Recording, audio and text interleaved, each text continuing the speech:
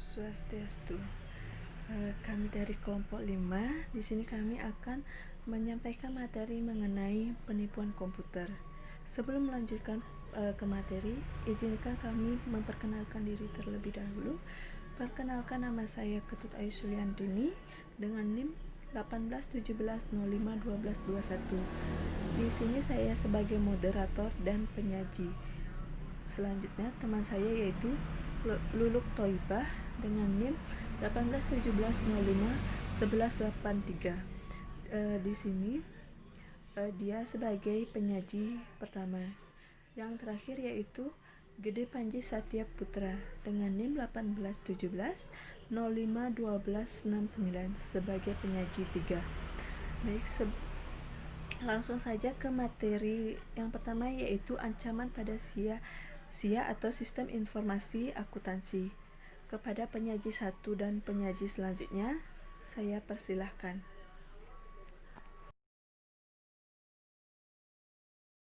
Untuk materi yang pertama adalah ancaman sistem informasi akuntansi. Jenis-jenis ancaman sistem informasi akuntansi ada 4. Yang pertama adalah ancaman alam dan politik. Contohnya adalah serangan teroris di World Trade Center di New York City dan Federal Building di Oklahoma City menghancurkan dan merusak semua sistem dalam bangunan tersebut. Yang kedua, kesalahan perangkat lunak atau data yang tidak terdeteksi. Contohnya adalah lebih dari 50 juta orang di Nordesk ditinggalkan tanpa daya ketika sistem pengendalian industri sebagian dari jaringan listrik yang gagal. Dan untuk ancaman yang ketiga adalah tindakan yang tidak disengaja, yaitu tindakan karena kecerobohan manusia, kegagalan untuk mengikuti prosedur yang telah ditetapkan, dan personel yang kurang dilatih dan diawasi dengan baik. Selanjutnya, ancaman yang terakhir yaitu tindakan yang disengaja seperti kejahatan komputer, penipuan, atau sabotase, atau tindakan yang disengaja di mana tujuannya adalah untuk menghancurkan sistem atau beberapa komponennya. Contohnya adalah dalam periode 3 tahun terakhir, jumlah jaringan yang mencurigakan meningkat hingga 700%. Om Swastiastu Bu dosen, Om Swastiastu teman-teman. Perkenalkan, nama saya Gede Panji Satya Putra, NIM belakang 1269. Ingin melanjutkan materi yang dibawakan oleh teman saya tadi tentang penipuan. Beberapa dan semua sarana yang digunakan seorang untuk memperoleh keuntungan yang tidak adil dari orang lain secara ilegal atau tindakan dikatakan curang. Maka harus ada, yang pertama adalah pernyataan atau pengungkapan yang salah. Yang kedua adalah fakta material, yaitu suatu yang menstimulasi seorang untuk bertindak. Yang ketiga adalah niat untuk menipu. Yang keempat adalah kepercayaan yang dapat dijustifikasi atau dibenarkan, di mana seorang bergantung pada misrepresentasi untuk mengambil tindakan. Yang terakhir adalah pencederaan atau kerugian yang diderita oleh korban. Jenis-jenis penyalahgunaan tentang bisnis yaitu penyalahgunaan aset. Yang pertama adalah penyalahgunaan aset. Penyalahgunaan aset atau pencurian aset perusahaan oleh karyawan. Contohnya mencakup sebagai berikut. Yang pertama adalah wakil presiden sebuah bank menyetujui pinjaman bermasalah senilai 1 miliar sebagai pertukaran untuk 585.000 dalam kickback. Yang kedua adalah manajer surat kabar Florida bekerja untuk kompetitor setelah dipecat, atau pemberi kerja pertama menyadari bahwa reporternya dimonitor. Penyalahgunaan umum memiliki elemen atau karakteristik yang penting. Para pelaku adalah memperoleh kepercayaan atau keyakinan dari entitas yang tertipu dan menggunakan informasi yang penuh dengan tipu muslihat, licik, atau menyesatkan untuk melakukan penipuan. Yang kedua adalah kecurangan pelaporan keuangan. Kecurangan pelaporan keuangan perilaku yang disengaja atau ceroboh, apakah dengan tindakan atau kelalaian yang menghasilkan laporan keuangan tersesat secara material, yaitu tentang SAS nomor 99, tanggung jawab auditor untuk mendeteksi penipuan, adalah Statement on Auditing Standard SAS nomor 99 Consideration on Fraud in a Financial Statement Audit yang efektif pada Desember 2002, SAS nomor 99, tentang mensyaratkan auditor untuk yang pertama untuk memahami penipuan, yang kedua untuk mendiskusikan resiko salah saji kecurangan yang material, yang ketiga adalah memperoleh informasi, yang keempat adalah mengidentifikasi, menilai atau merespon resiko, yang kelima adalah mengevaluasi hasil pengujian audit mereka, yang keenam adalah mendokumentasikan dan mengomunikasikan temuannya, yang terakhir adalah menggabungkan fokus teknologi. Baik, materi selanjutnya akan dibawakan oleh teman saya. Yuk. Perkenalkan, nama saya Ketut Ayu Suliantini. Di sini saya sebagai penyaji 3. Nah, di sini saya akan mempresentasikan atau membahas mengenai materi penipuan komputer. Jadi, penipuan komputer adalah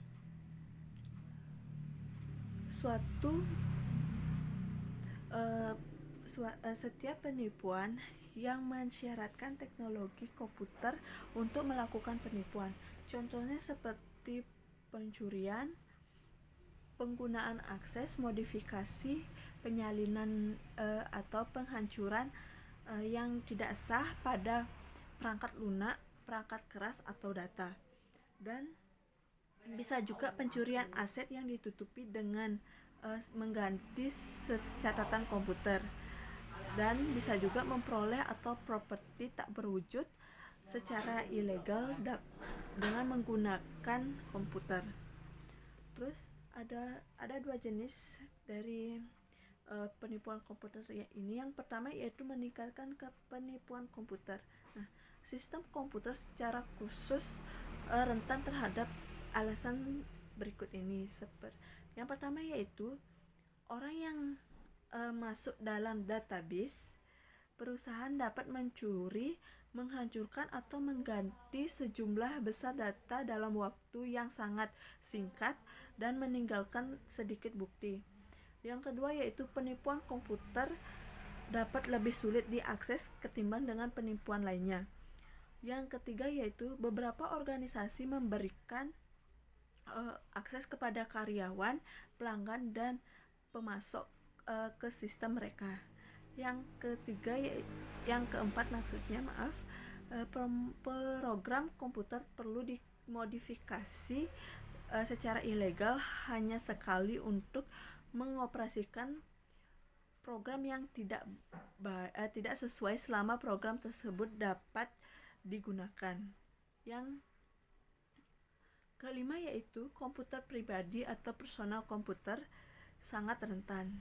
Yang keenam yaitu sistem komputer menghadapi sejumlah tantangan unik seperti kendala kegagalan, peralatan ketergantungan pada daya, kerusakan dari air atau api, kerentanan terhadap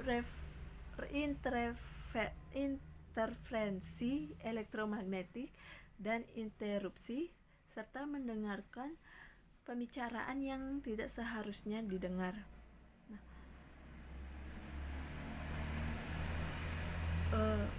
Selanjutnya yaitu klarifikasi penipuan komputer. Klarifikasi penipuan komputer ini ada beberapa jenisnya. Yang pertama yaitu input penipuan. Nah, cara yang paling sederhana dan paling umum untuk melakukan penipuan komputer adalah mengganti atau melakukan input komputer. Yang kedua yaitu penipuan prosesor. Nah, merupakan penggunaan sistem yang tidak sah, termasuk pencurian waktu dan layanan komputer. Yang ketiga yaitu penipuan instruksi komputer. Nah, penipuan instruksi komputer ini termasuk merusak perangkat anak perusahaan, menyalin perangkat lunak secara ilegal, menggunakan perangkat lunak dengan cara yang tidak sah, dan mengembangkan perangkat lunak untuk aktivitas yang tidak sah. Yang keempat yaitu penipuan data. Nah, penipuan data ini secara ilegal dengan menggunakan menyalin, mencari, atau membahayakan data perusahaan merupakan penipuan data. Yang kelima yaitu output penipuan. Nah, kecuali diamankan secara benar, tampilan atau cetakan output dapat dicuri, disalin, dan disalahgunakan. Nah, yang selanjutnya yaitu mencegah dan mendeteksi penipuan dan penyalahgunaan. Nah, yang pertama yaitu membuat penipuan agar tidak terjadi. Nah, di sini kita bisa melakukan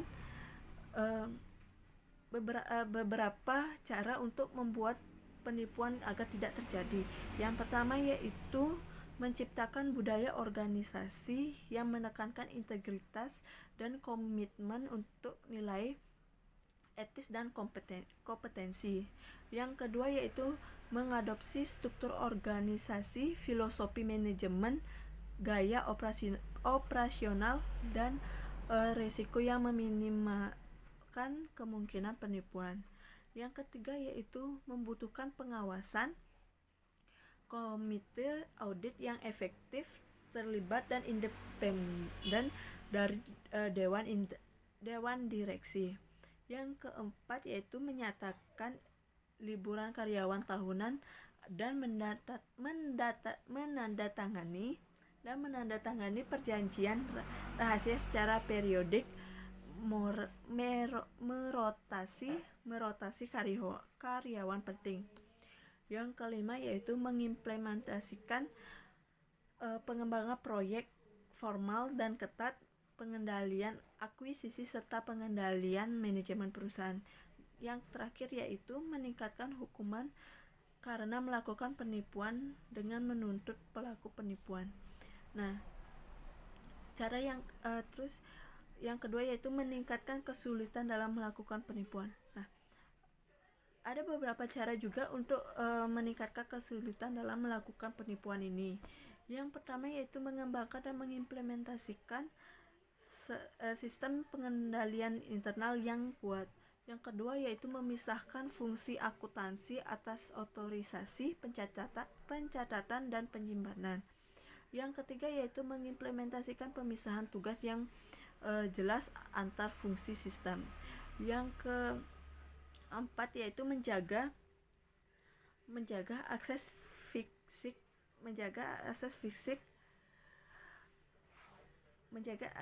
fisik dan jauh untuk sumber daya sistem terhadap personal yang berwenang. Yang kelima yaitu menggunakan dokumen dan catatan yang dirancang dengan benar untuk menangkap dan memproses transaksi. Yang keenam yaitu menyimpan semua aset, catatan, dan data. Nah, yang ketiga meningkatkan metode pendeteksian. Nah, di sini juga ada beberapa cara untuk meningkatkan metode pendeteksian. Yang pertama yaitu menginstal perangkat lunak pendeteksi penipuan. Yang kedua yaitu mengimplementasikan hotline penipuan. Yang ketiga yaitu memotivasi karyawan untuk melaporkan penipuan dengan mengimplementasikan penghargaan, pengungkapan aib, dan pelindungan bagi mereka yang melakukannya. Yang keempat yaitu mempekerjakan petugas keamanan komputer, konsultan komputer, dan spesialis forensik yang dibutuhkan. Yang keempat yaitu mengurangi kerugian penipuan. Nah, untuk mengurangi kerugian penipuan ini ada beberapa cara, yaitu yang pertama yaitu menjaga asuransi yang memadai. Yang kedua yaitu mengembangkan kontingensi penipuan yang komprehensif, pemulihan bencana, dan rencana kelangsungan bisnis. Yang ketiga yaitu menyimpan salinan backup program dan file data dalam lokasi luar yang aman. Yang keempat yaitu menggunakan perangkat lunak untuk memonitor aktivitas sistem dan memulihkan dari penipuan. Sekian dari materi saya. Jika ada salah kata mohon dimaafkan. Kami tutup dengan para mesanti. Om Santi Santi Santi Om.